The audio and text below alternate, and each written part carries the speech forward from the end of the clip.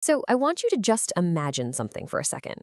What if you could gather 40 of history's greatest spiritual minds, sages, mystics, masters, all of them, into one room for one single conversation? What on earth would they even talk about?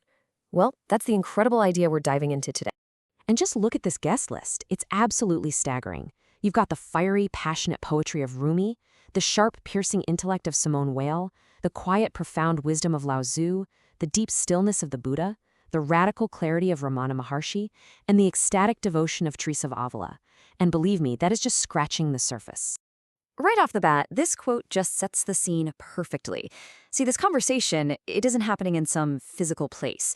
It's happening in what's described as a desert between worlds, a kind of timeless, placeless space where a meeting like this actually becomes possible. So with that incredible scene set, we arrive at our first section, a gathering of voices. As all these amazing minds come together, one single, powerful question starts to bubble up, and it really sets the tone for everything that's about to happen. Can you just imagine the energy in that non-place? It's described as a desert that's also an ocean, that's also a mountaintop, that's also the inside of an atom. You've got Zen masters sitting with Christian saints, Sufi poets with Hindu sages, all of them just appearing in this one shared consciousness. And just when you think you're getting your bearings, Nisargadatta Maharaj drops this bombshell. And wow, it's this classic, non-dual punch to the gut. It's a challenge to our entire idea of being a separate person. It immediately makes you question everything, who you are, what's real, and if anything is happening at all. What a perfect, mind-bending way to kick things off. And out of that beautiful paradox, the real purpose of this whole gathering becomes crystal clear. They're not here for small talk. They're not debating religious rules. They are here to tackle the single most fundamental question of our existence. And they ask it with one voice. Who am I? So that one question, it throws us right into the deep end, into the first huge debate, this core spiritual paradox, the self that is no self.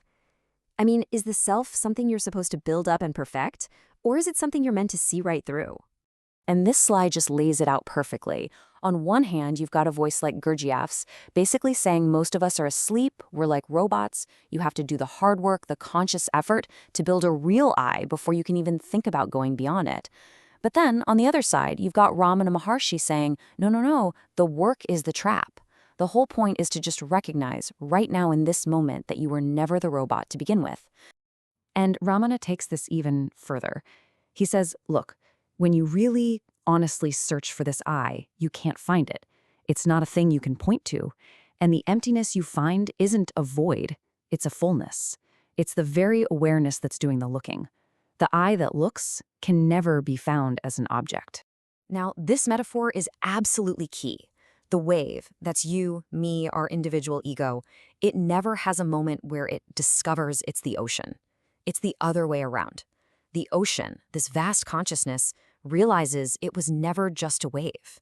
It's a subtle shift in perspective, but it makes an enormous difference. And then, of course, in comes Rumi, and he just flips the whole script. He looks at this whole game of having a self and suggests, hey, maybe this isn't some cosmic mistake we need to fix. Maybe it's a divine game of hide and seek that love plays with itself, just for the sheer, incredible joy of remembering who it really is. Okay, but that's all well and good, this idea of a divine game. But what about real pain? What about profound, soul-crushing suffering? You can't just ignore that. And that brings us to our next major theme, the wound that heals. And just like that, Simone Weil brings everything crashing back down to earth with her definition of affliction. We're not talking about a bad day here. We are talking about the kind of suffering that completely takes over your soul, makes you feel like an object, and creates this immense distance between you and anything you might call God. So, this is the real question here, isn't it? Is that kind of intense pain a flaw in the system, something we're just meant to get rid of? Or could it actually be the path itself, the very doorway to something deeper? And you can just feel the tension here. Simone Weil, who knew suffering intimately, she just dismisses easy answers like karma. She calls it a comfortable lie for people who haven't truly been broken. But then you get John at the Cross, who says that the dark night of the soul, that state of complete spiritual emptiness, is actually a gift. It's the fire that burns away everything that's false. And then Rumi comes back in, and he offers this synthesis. He's not denying the pain, not at all. He's giving it a purpose. You have to crush the grape to get the wine. The heart has to be broken open before it can be filled. In his view, the wound isn't some random accident. It's the necessary opening for transformation. And you know, that idea, being filled with light, that brings us to the very heart of this whole conversation. It's the one place where all these different paths, all these different voices start to converge. It brings us to love, the one name. And then you hear Mirabai's voice, and it just cuts through everything. For her, this isn't some abstract philosophical puzzle to be solved. It's a passionate, all-in, head-over-heels love affair with the divine. It's a relationship. She wants the beloved, not the idea of the beloved. And then you have Julian of Norwich, who does something really incredible. She doesn't say, oh, your suffering isn't real. No, she says something way more radical. She says that love is the ultimate reality, and it's so powerful that it doesn't just fix the wound, it actually transforms the wound into the healing itself. And Rumi, my gosh, he brings it all home with this. He says your pain, that ache, that deep sense of longing you feel, that is the love. It's love in disguise. The wound isn't something blocking the light. The wound is the very place where the light gets in. So as this incredible conversation starts to wind down, the focus begins to shift a little.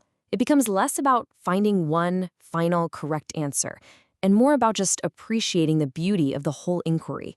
This is the final vista. And this right here is so important to understand. The whole point of this amazing gathering wasn't to argue until everyone agreed on one thing. That would be missing the point entirely. To do that, you'd lose all the richness. No, the real value is in what you might call the beauty of the pointing. Think about it. Each mystic, each tradition, they're all like unique fingers pointing at the same moon. The goal isn't to get obsessed with the finger. It's to appreciate all the different beautiful ways they direct our gaze toward that same indescribable mystery. So we're going to end this where we began, with a question. But this one's for you. The whole conversation suggests that all these voices, Rumi, Weil, Buddha, all of them, are really just expressions of one single consciousness. So if that's true, who or what is listening to my voice right now? It's a thought that just dissolves the distance and leaves us all right here in the middle of the mystery.